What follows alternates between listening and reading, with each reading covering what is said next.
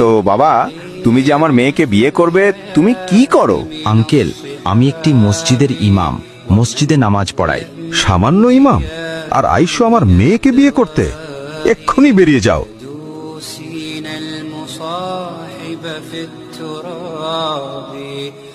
তো বাবা, তুমি কি করো?